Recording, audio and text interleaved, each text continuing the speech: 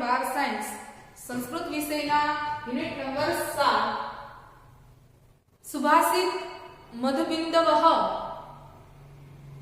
સુભાષિત રૂપી મધુબિંદુઓ સુભાષિત રૂપી કાવ્ય મધુબિંદુઓ નાનકડા સુભાષિત રહેલા મધુબિંદુઓ એટલે કે સારા સારા વચનો. હવે સંસ્કૃત સાહિત્યમાં સુભાષિત છે એ ખૂબ પ્રચલિત. આ યુનિટની અંદર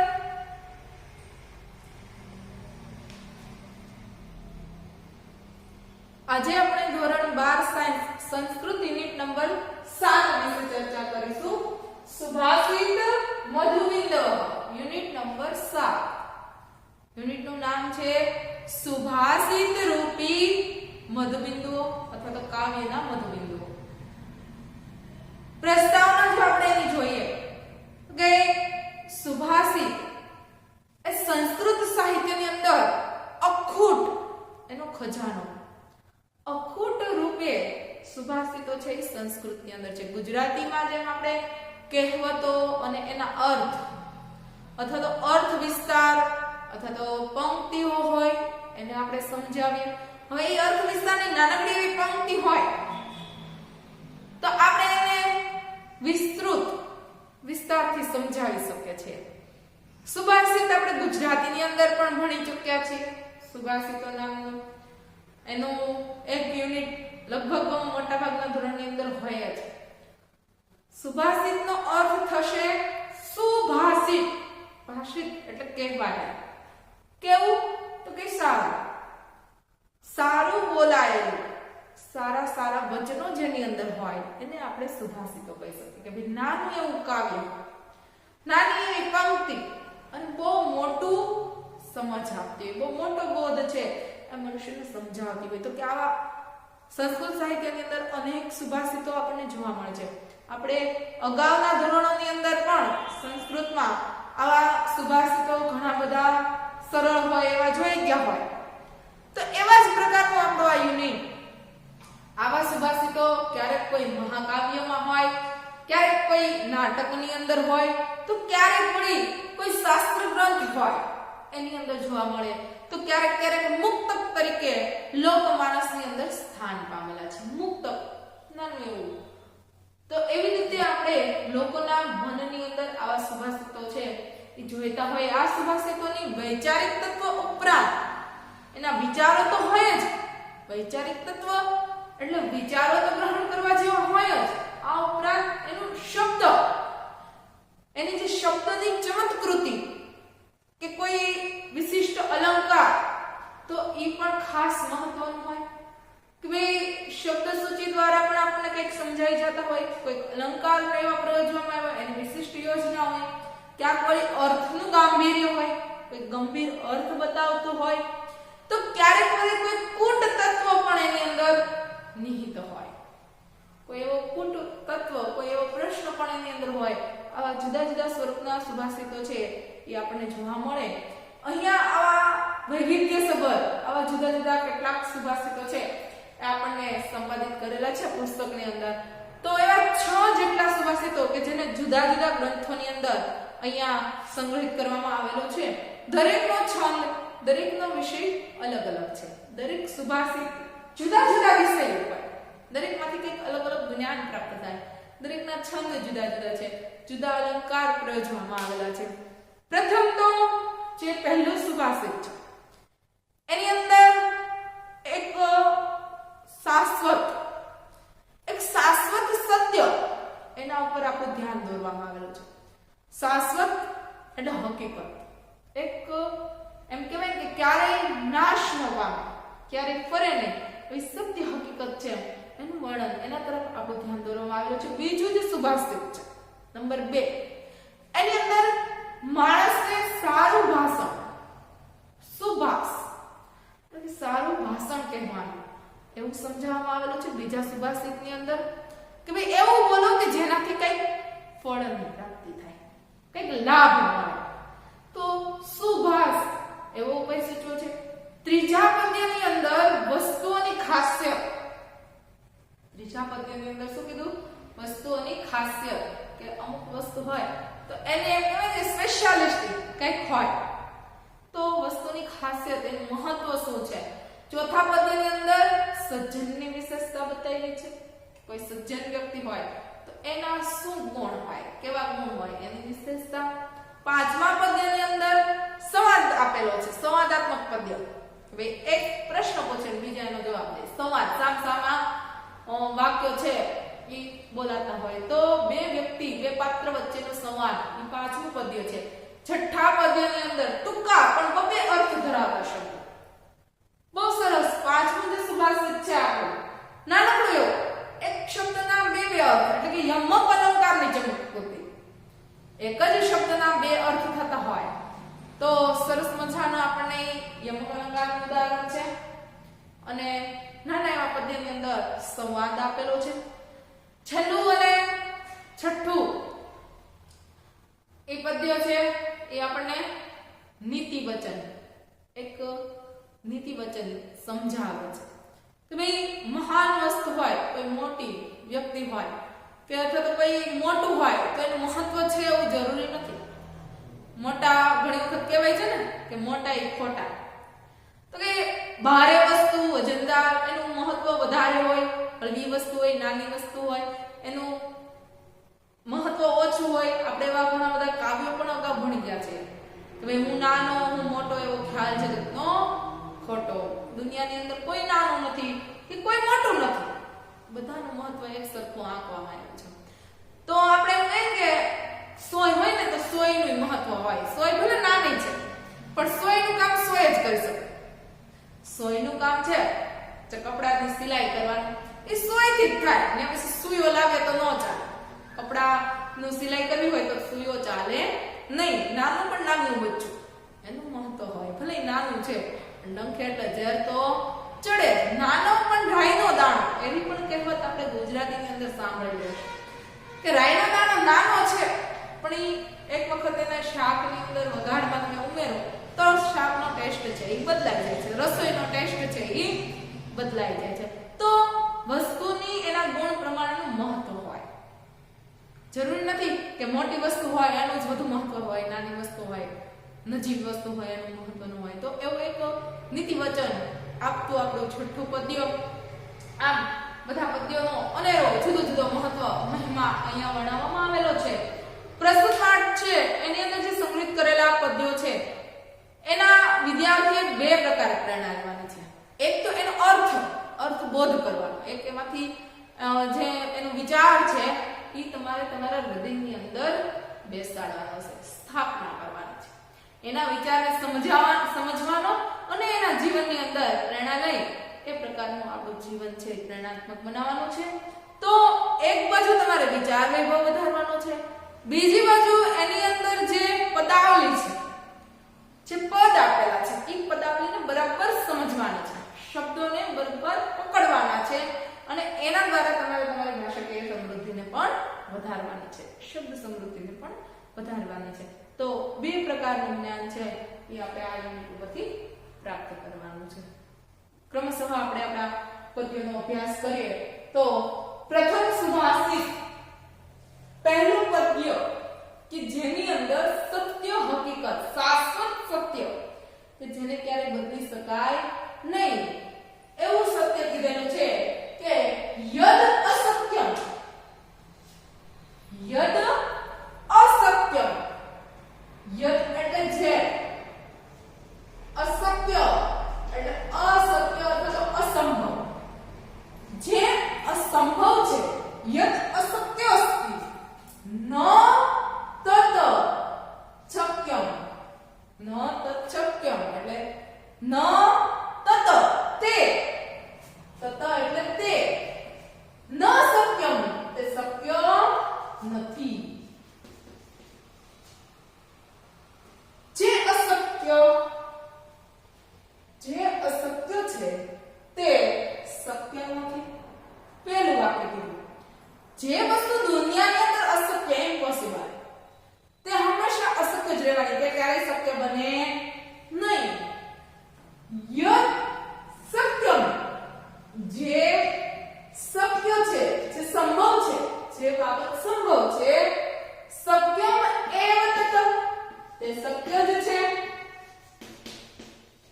સંભવ જ છે.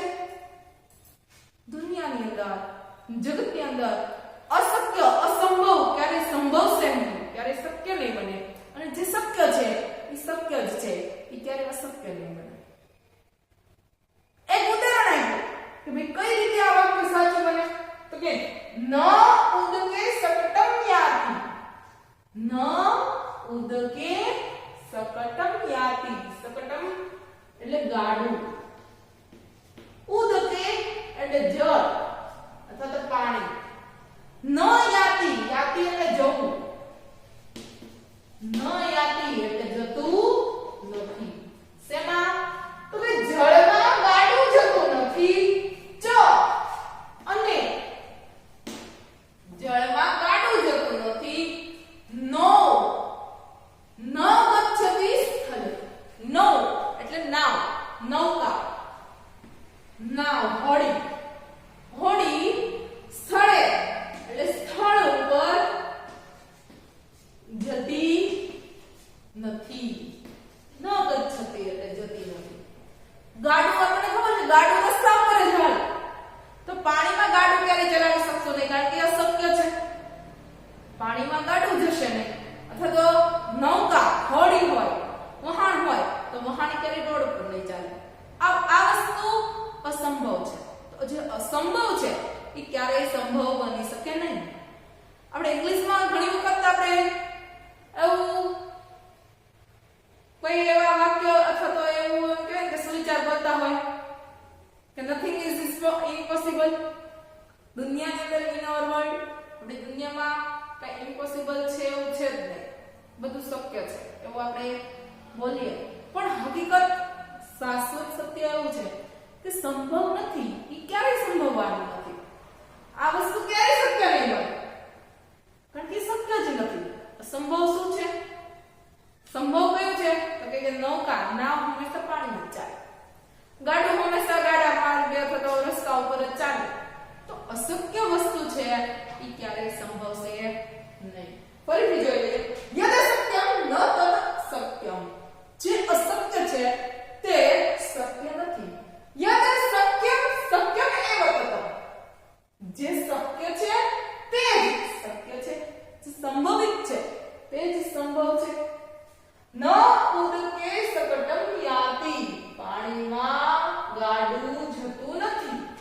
ચ નૌ સ્થળે ન ગચ્છતિ.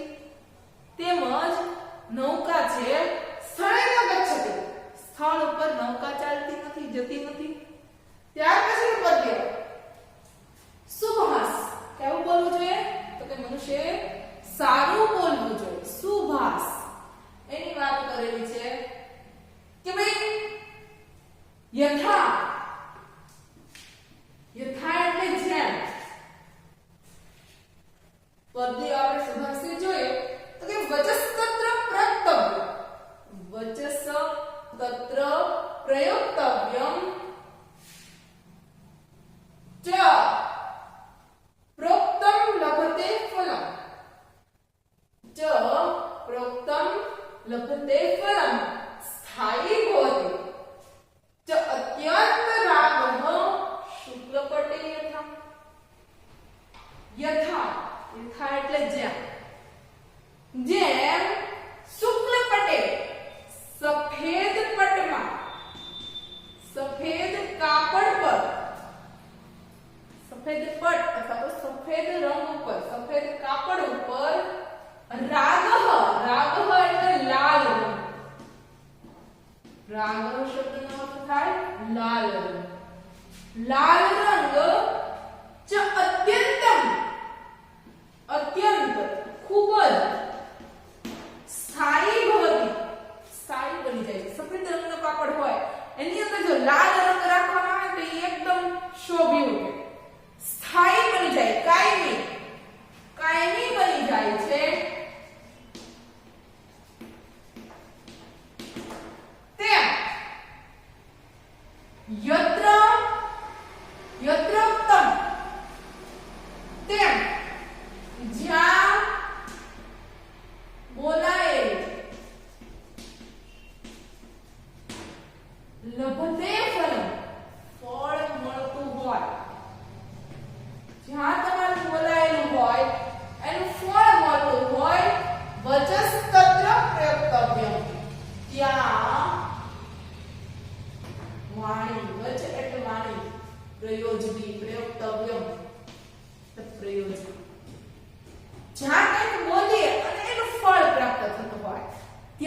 હંમેશા વાણી પ્રયોજવી જોઈએ. કહેવાનો મતલબ શું? તો કે તમે જે કઈ વાણીનો પ્રયોગ કરો છો, જે બોલો છો, સામેથી એનું ફળ પ્રાપ્ત થવું જોઈએ. જેનો કઈ અર્થ જ નથી રહેતો, ગમે એટલું તમે બોલો છો, એનો કઈ મીનિંગ જ નથી, કોઈ લાભ નથી મળતો, તો એ બોલવાનો કઈ મતલબ જ નથી.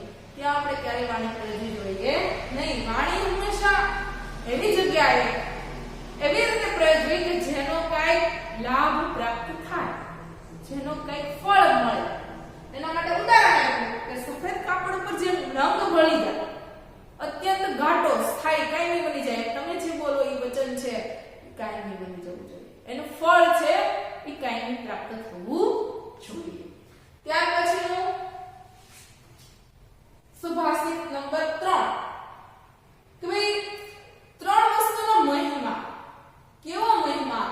તો કે વાર્તા જ કૌતુકવતી. વાર્તા એટલે સમાચાર,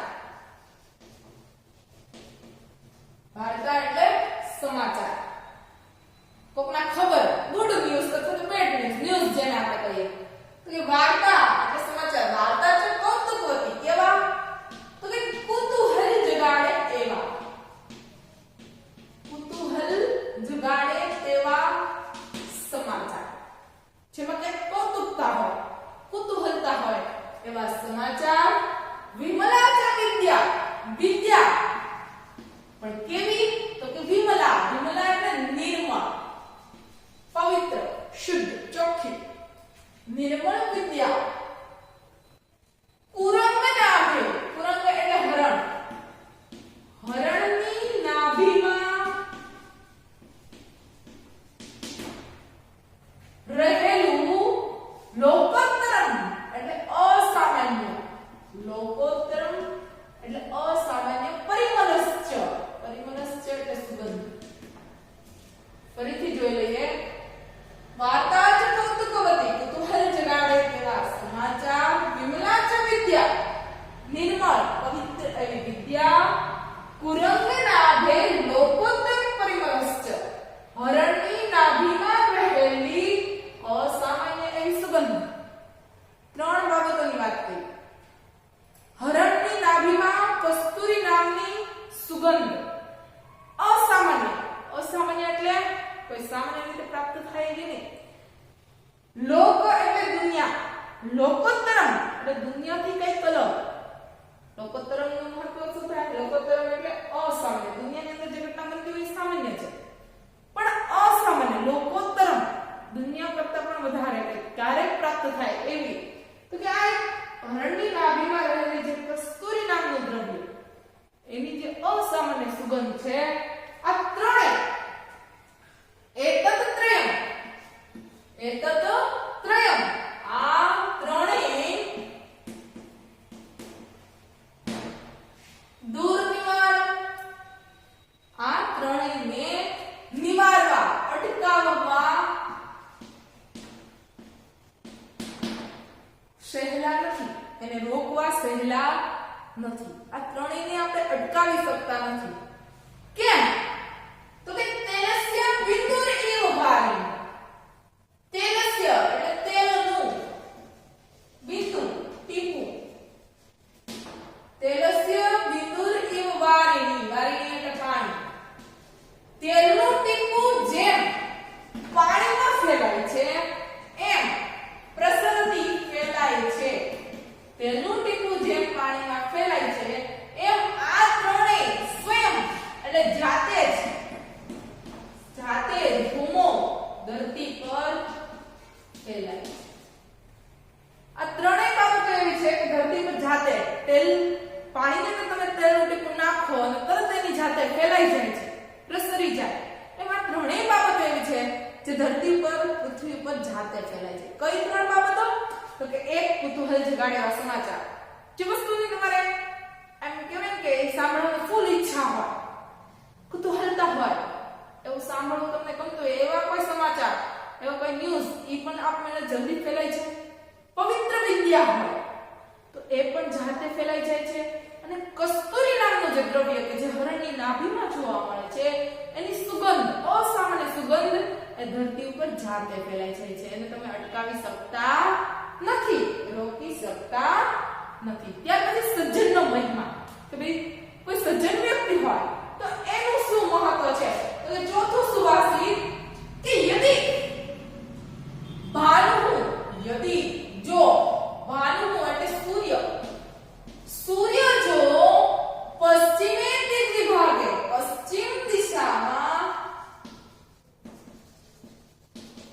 ઉદય પામે ઉગે, કદાચ સૂર્ય પશ્ચિમ દિશામાં ઉગે, સૂર્ય જો પશ્ચિમ દિશામાં ઉગે, પ્રચલતી યદિ મેરુ નામનો જે પર્વત છે, યદિ એટલે જો મેરુ નામનો પર્વત ચલતી પ્રચલતી એટલે ચલિત થાય, ડગી જાય, કદાચ મેરુ નામનો પર્વત છે એ ડગમગી જાય. પર્વત હંમેશા સ્થિર હોય, સૂર્ય હંમેશા પૂર્વ દિશામાં જ ઉગે, છતાં એમ કીધું છે કે કદાચ એવું બને કે પૂર્વ દિશાની બદલે પશ્ચિમમાં સૂર્ય આથમે, મેરુ નામનો પર્વત જે છે એ કદાચ ચલિત થઈ જાય, ડગી જાય. શીતતા યાતિ વહની, યાતિ એટલે વાયુ, લાગે કેવો, વહની એટલે અગ્નિ, અગ્નિ કેવો લાગે, કેવો બની જાય તો કે શીતતા, શીતળ, ઠંડો બની જાય. અગ્નિ ક્યારે ઠંડો ન હોય, હંમેશા ઉષ્ણ, અગ્નિમાંથી આપણને તાપમાનની જ્વાળાઓ લાગે, ક્યારે અગ્નિ ઠંડો ન હોય તો એ કદાચ અગ્નિ પણ ઠંડો બની જાય, શીતળ બની જાય. વિકસતી યદિ પદ્મમ, પદ્મમ એટલે કમળ, યદિ જો કમળ ક્યાં વિકસે, ક્યાં ખીલે, વિકસતી પર્વતાગ્રે શિલાયામ, કદાચ પર્વતની શિખરના પથ્થરોની વચ્ચે, શિલાયામ, શિલા પથ્થર, કદાચ પર્વતોની ટોચ ઉપર પથ્થરોની વચ્ચે કમળ ખીલે, ન ભવતી પુનરુક્તમ ભાસિતમ સજ્જનાનામ, પણ સજ્જનોનું કહેવાયેલું, ભાસિતમ એટલે કહેવાયેલું, સજ્જનો દ્વારા બોલાયેલું, સજ્જનો વડે કહેવાયેલું પુનરુક્તમ ન ભવતી, પુનરુક્તમ એટલે કે ફરીથી બદલાતું નથી, પુનરુક્તિ, પુનરુક્તિ એટલે ફરીથી બોલાતું નથી, ફરીથી બોલાતું નથી. કહેવાનો મતલબ શું? સજ્જનો વડે એક વખત જે બોલાઈ ગયું એ બોલાઈ ગયું, એ વાક્ય ક્યારે બદલાતું નથી. એટલું સજ્જનોનું મહત્વ અહીંયા બતાવ્યું છે. એવું એક ગીત પણ છે કે મેરુ પણ ડગે પણ જેના મન નો ડગે પાનભાઈ. ગંગા સતી પાનભાઈને સજ્જનોના ગુણ બતાવે છે. કદાચ મેરુ પર્વત ડગી જાય પણ એક સજ્જન વ્યક્તિ હોય, એક સાધુ હોય, એના ક્યારેય મન ડગતા નથી, એના મનના વિચારો ક્યારેય બદલાતા નથી. એવી જ રીતે આપણને અહીંયા જ ઉદાહરણ આપેલું છે કે યદિ ભાનુ પશ્ચિમે દિગ્વિભાગે ઉદયતિ, કદાચ જો સૂર્ય પશ્ચિમ દિશાની અંદર ઉદય પામે, યદિ મેરુ પ્રચલતિ, કદાચ જો મેરુ પર્વત છે એ ચલિત થઈ જાય, શીતતા યાતિ વહની, કદાચ અગ્નિ પણ શીતળ બની જાય, યદિ પદ્મમ પર્વતાગ્રે શિલાયામ વિકસતે, કદાચ જો ફૂલ, પદ્મમ એટલે કમળનું ફૂલ હંમેશા કાદવમાં જ ખીલે. કમળનું ફૂલ આપણે જોઈએ તો એ હંમેશા કાદવમાં, સરોવરના અથવા તો તળાવના કાદવની અંદર ખીલે. કોઈ દિવસ કોઈ પર્વતની ટોચ ઉપર કમળ ખીલેલું આપણે જોયું નથી, પણ કદાચ એ બની જાય, કદાચ પર્વતની ટોચ ઉપર પથ્થરોની વચ્ચે, કાદવમાં નહીં, પથ્થરોની વચ્ચે જો કમળ ખીલે, પણ સજ્જનામ ભાસિતમ ન ભવતિ પુનરુક્તમ, પણ સજ્જનો વડે કહેવાયેલું ક્યારેય બદલાતું નથી, સજ્જનો દ્વારા બોલાયેલું ક્યારેય બદલાતું નથી. ત્યાર પછી પાંચમું જે પદ્ય આપણે વાત કરી સંવાદાત્મક. પાંચમું પદ્ય કેવું છે તો કે સંવાદાત્મક. એમાં શિવ અને પાર્વતી વચ્ચેના રોચક એવા સંવાદો છે, સાથે સાથે યમક અલંકારની પ્રયુક્તિ થયેલી છે. એક શબ્દના બે અર્થ. શિવ ભગવાન જે અર્થ લે છે, સામે પાર્વતી એનો બીજો અર્થ કરે છે, અને એનો આન્સર, એનો ઉત્તર પણ એવો બીજો જ આપે છે. તો ભગવાન શંકરના કેટલા સ્વરૂપ છે, સાથે સાથે આપણને એની પણ માહિતી પ્રાપ્ત થાય છે કે ભાઈ પાર્વતી સવાલ કરે છે કહસ કોણ, કહ એટલે કોણ, ત્વમ એટલે તમે અથવા તો તું,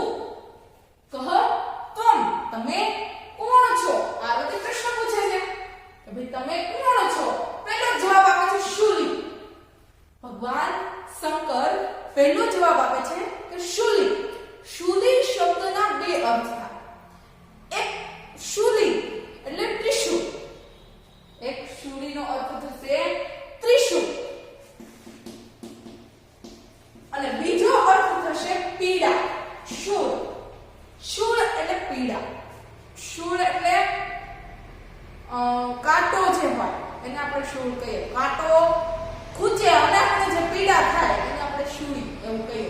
તો બે અર્થ છે. એક છે ત્રિશૂળ. તો ભગવાન શંકર ત્રિશૂળધારી શંકર, એનો કહેવાનો મતલબ શું છે કે હું ત્રિશૂળધારી ભગવાન શિવ છું. પાર્વતીજી એનો બીજો અર્થ લે છે. કયો? તો કે પીડા. ભાઈ જો તમે પીડા છો, તમારી પાસે દર્દ છે, તો કે મૃગે ભિષજમ. ભિષજમ એટલે વૈદ, ડોક્ટર. ભિષજમ એટલે શું થાય? ડોક્ટર. મૃગય એટલે શોધ. કોને શોધો? તો કે તમે ડોક્ટરની તપાસ કરો. તમે ડોક્ટરને શોધો, વૈદ્યને શોધો. જો તમને પીડા થાય છે તો કે તમે વૈદ્યને શોધો. પછી કહે છે નીલકંઠ પ્રિયહમ. હે પ્રિયા, હે પ્રિયા, અહમ હું કોણ છું? તો કે નીલકંઠ. નીલકંઠ ભગવાન શંકરનું નામ છે. એક અર્થ થશે નીલકંઠ એટલે કે જેનો કંઠ, જેની ગરદન નીલા રંગની છે તેવા. તો ભગવાન શંકરે એમના ગળાની અંદર વિષ એટલે કે ઝેર ધારણ કરેલું હોવાથી એની ગરદનનો ભાગ છે એ નીલા રંગનો છે, એટલે એનું નામ પડ્યું નીલકંઠ. બીજો એક અર્થ થશે મયુર. મયુર એટલે મોર. મોર જે છે એનો કંઠ પણ કેવો છે? તો કે ભૂરા રંગનો, એટલે આપણે મોરને પણ શું કહીએ છીએ? નીલકંઠ. અહીંયા ભગવાન શંકર એમ કહે છે કે હે પ્રિયા, હું નીલકંઠ ભગવાન શંકર છું. પાર્વતીજી શું સમજે છે? મયુર, મોર. જો તમે મોર હોય તો કે કેકામ એકામ પુરુષ. કેકામ એટલે કેકારો. તમે જો મોર છો તો એક એકામ એટલે એક, કેકામ એટલે ટહુકો અથવા તો કેકારો, પુરુ એટલે કરો.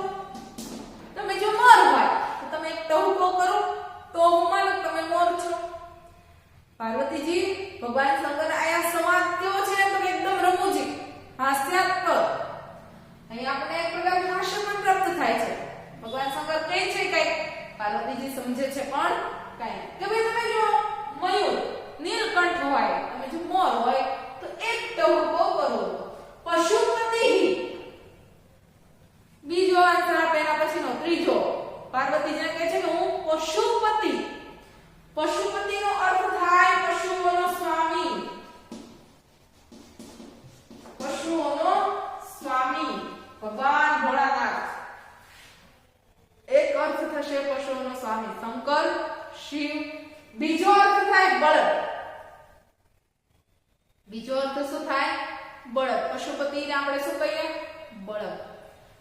તો ભગવાન શંકર કહે છે કે હું પશુપતિ છું, પશુઓનો સ્વામી છું. તો પાર્વતીજી શું કહે છે? એનો કેવો રિપ્લાય આપે છે આપણે જોઈએ કે ન એવ દૃષ્ટિ વિશાળ. તમે જો બળદ હોય, બરાબર, તમે એમ કહો છો હું બળદ છું, એ બળદનો અર્થ લઈ શકે. જો તમે બળદ હોય તો કે વિશાળે તો બે શિંગડા. વિશાળે એટલે બે શિંગડા. ન એવ દૃષ્ટિ દેખાતા નથી. તમારા બે શિંગડા તો ક્યાંય દેખાતા નથી. તમે જો પશુપતિ બળદ, તમે જો બળદ છો તો તમારા બે શિંગડા તો ક્યાંય દેખાતા નથી. પાછું એમ કહે છે કે સ્થાણુ મુગ્ધે. હે મુગ્ધા, હે ભોળી, હું કોણ છું? તો કે સ્થાણુ. સ્થાણુ એટલે સ્થિર રહેનાર. સ્થાણુનો અર્થ થાય સ્થિર રહેનાર. એક અર્થ થાય સ્થિર રહેનાર ભગવાન શંકર. ભગવાન શંકરનું એક નામ છે સ્થાણુ. પણ બીજો અર્થ થાય સૂકું લાકડાનું ઠૂઠું. ક્યાંક લાકડાનું વૃક્ષનું ઠૂઠું ઊભું હોય સૂકું, તો એને પણ આપણે સ્થાણુ કહીએ. તો એક અર્થ થાય ભગવાન શંકર. બીજો અર્થ થાય વૃક્ષ. હે મુગ્ધા, હું સ્થાણુ છું, હું ભગવાન શિવ છું. પાર્વતીજી એનો અર્થ બોલાય છે તો કે ન વદતી તરુઃ. તરુઃ એટલે વૃક્ષ. એટલે વૃક્ષ તો ન વદતી, બોલતું નથી. તમે જો સ્થાણુ, તમે જો વૃક્ષ હોય તો વૃક્ષ તો બોલતું નથી. તમે તો ક્યારે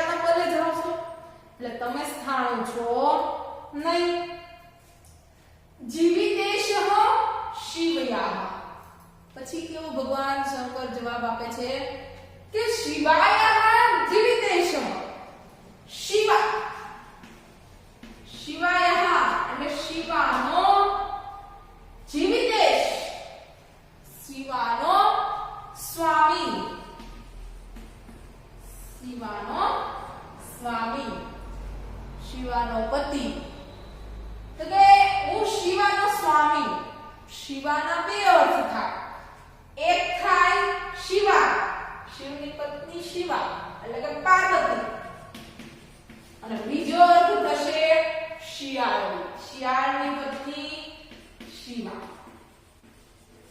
તો શિવાનો સ્વામી એટલે ભગવાનનો કહેવાનો મતલબ એમ છે કે હું પાર્વતીનો પ્રાણનાથ, પાર્વતીનો પ્રાણનાથ ભગવાન શંકર, ભગવાન શિવ છું. ત્યારે પાર્વતીજી કેવો અર્થ લે છે કે તું શિયાળીનો પતિ હોય, શિયાળીનો સ્વામી હોય. તો કે ગચ્છ અટવ્યા. ગચ્છ એટલે જવું, અટવ્યા એટલે જંગલમાં, વનમાં. તમે શિયાળીના પતિ હોય, શિયાળીના સ્વામી હોય તો કે જંગલમાં જાવ. અહીંયા શું કામ છે? ઇતિ આમ હત વચાહ. હત વચાહ, હત એટલે હણાઈ જાવ, વચાહ એટલે વચન. જેના વચનો હણાઈ ગયા છે, જેના વચનો નાશ. હવે ભગવાન શંકર પાસે કાઈ રિપ્લાય આપવા યોગ્ય શબ્દ રહ્યા નથી. તો કે જેને બોલતા બંધ કરી દેવાયા છે એવા ચંદ્રચૂડ. ચંદ્રચૂડ એ પણ એક ભગવાન શંકરનું નામ છે. ચંદ્રચૂડ એટલે કે ભગવાન શિવ, જેણે એમ કહેવાય કે જેણે પોતાના મસ્તક પર ચંદ્ર ધારણ કરેલો છે એવા ચંદ્રચૂડ ભગવાન શંકર વહ એટલે તમારું, પાતુ એટલે રક્ષણ કરો. સુંદર મજાનો સંવાદ અહીંયા પૂરો થઈ જાય કે જેને હત વચાહ, આમ જેને બોલતા બંધ કરી દેવામાં આવ્યા છે, હવે એની પાસે બોલવા માટે કોઈ શબ્દ નથી રહ્યા, એવા ભગવાન શંકર, એવા ભગવાન શિવ તમારું રક્ષણ કરો. પાતુ એટલે રક્ષણ કરો. ત્યાર પછી અંતિમ સુભાષિત, જેની અંદર એમ કહેવાય ને કે કોઈ સ્થૂળ વસ્તુ હોય અથવા તો કોઈ નજીવી વસ્તુ હોય તો બેનું મહત્વ ઈ દર્શાવવામાં આવેલું છે કે સ્થૂળ હોય એનું મહત્વ વધારે હોય એવું જરૂરી નથી. કે ભાઈ હસ્તી સ્થૂળ તનુ, સ્થૂળ એટલે સ્થૂળ અથવા તો જાડું, ભારે, વજનદાર. હસ્તી એટલે હાથી. હાથી કેવો છે? તો કે સ્થૂળ, ભારે શરીર વાળો છે. ભારે શરીર વાળો હાથી હોય તો કે જો અંકુશ વશઃ, ભારે શરીર વાળો હાથી સ એટલે તે, અંકુશ વશઃ એટલે કે અંકુશ વડે વશ થઈ જાય છે.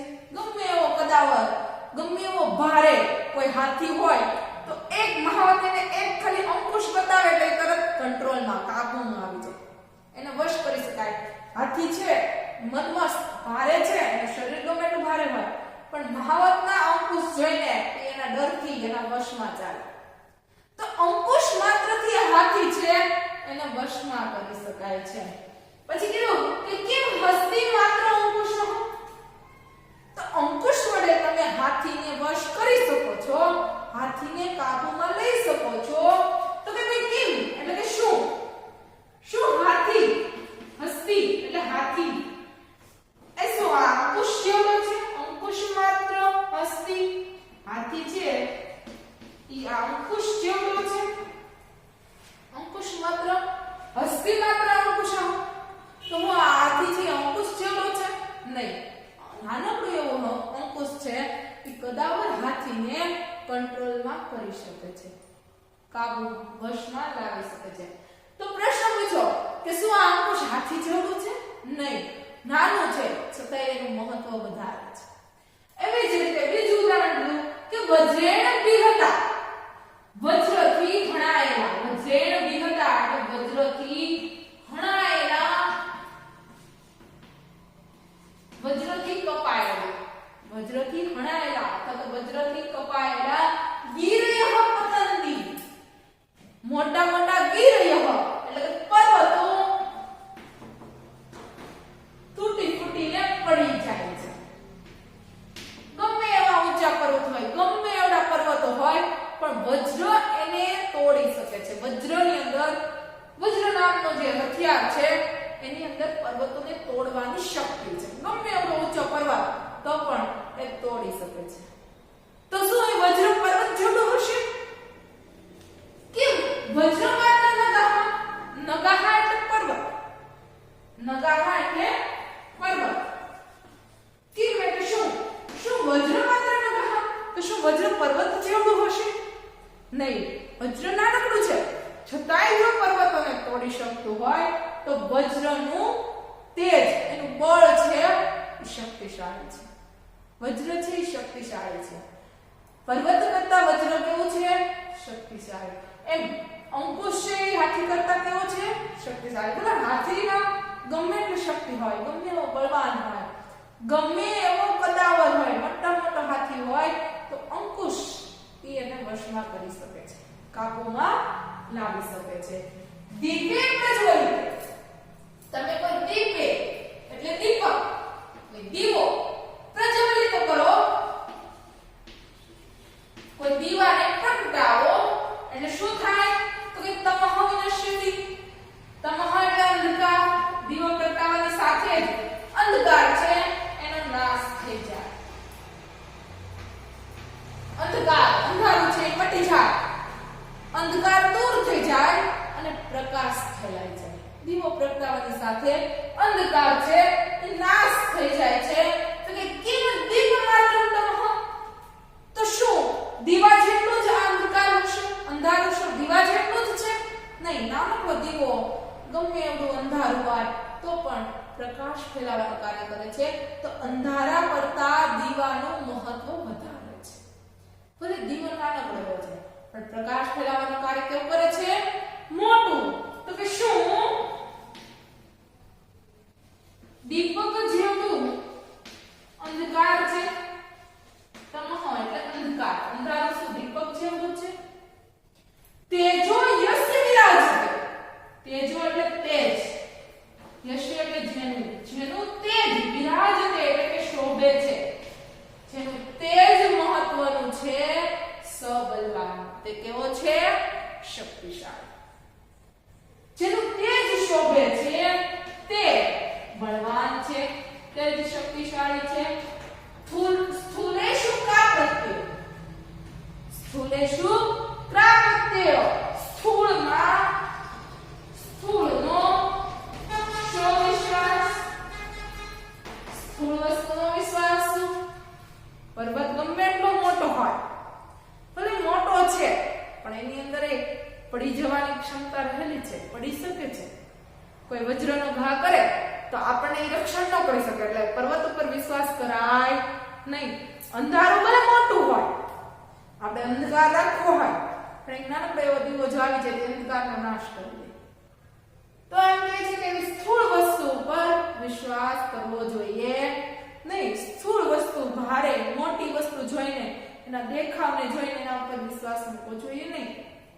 જેનું તેજ, યસ્ય તેજો વિરાજતે, જેનું તેજ શોભે છે, સબલવાન, તેજ કેવો છે? શક્તિશાળી. તો તેજસ્વી વસ્તુ હોય એના ઉપર હંમેશા વિશ્વાસ કરવો જોઈએ. તેજ જેનું ચમકતું હોય એના ઉપર વિશ્વાસ રાખવો જોઈએ. આમ નાનકડા એવા સુભાષિતો આપણને બહુ મોટો એવો બોધ, જીવનનો સંદેશ છે એ આપી જાય છે, જેને આપણા જીવનની અંદર ગ્રહણ કરવો જોઈએ.